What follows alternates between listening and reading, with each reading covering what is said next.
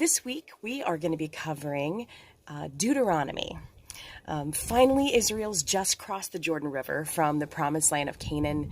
Moses has led the very young nation out of Egypt and on a 40-year journey through this wilderness. And they've just defeated several enemies before setting up camp there. 3 of the 12 tribes were already settling in land east of the Jordan, and the whole nation is almost ready to enter this land that God promised their ancestor Abraham back in the book of Genesis. So we're almost ready. The last time Israel was this close to the promised land, they doubted God's promise and tried to go back to Egypt. And because of their unbelief, God banned that generation of Israelites from the land, causing them to wander in the wilderness for 40 years.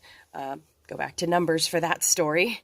Now the old generation has died off, like an entire generation of people, and the new nation is about to claim this land, which is pretty exciting.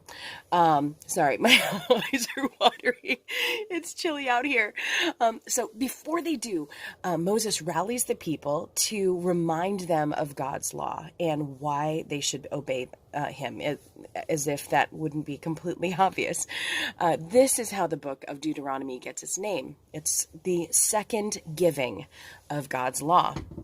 So the theme verses of Deuteronomy I call heaven and earth to witness against you today that I have set before you life and death, the blessing and the curse. So choose life in order that you may live, you and your descendants, by loving the Lord your God and obeying his voice, and by holding fast to him. For this is your life and the length of your days, that you may live in the land which the Lord swore to your fathers, to Abraham, to Isaac, and Jacob, to give them. Deuteronomy 30:19 through 20. And Deuteronomy reviews the Pentateuch and foreshadows the rest of the entire Old Testament story.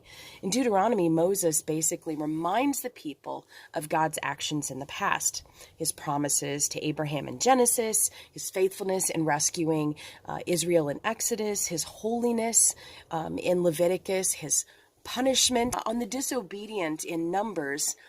And Moses also gives directions, blessings, and warnings for the children of Israel in the future.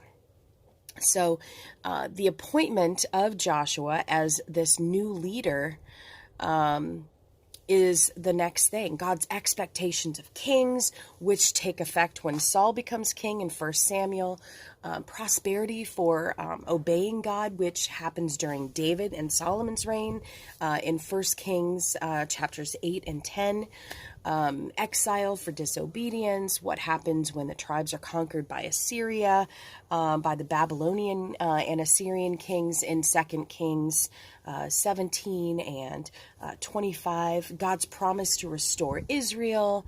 There's so much there. And Deuteronomy is essentially retelling the story of the Mosaic Law, but its text is just as important today.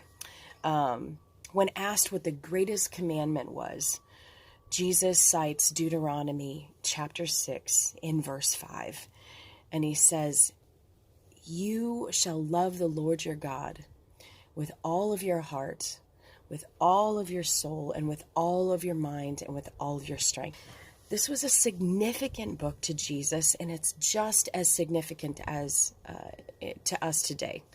Deuteronomy focuses on loving God, keeping his commandments, and all of that is exactly what Christ expects of us and calls us to in John chapter 14. So enjoy journaling the journey through the book of Deuteronomy, and I hope that you guys have an amazing week exploring really the heart of God, calling us to love him in how we obey him.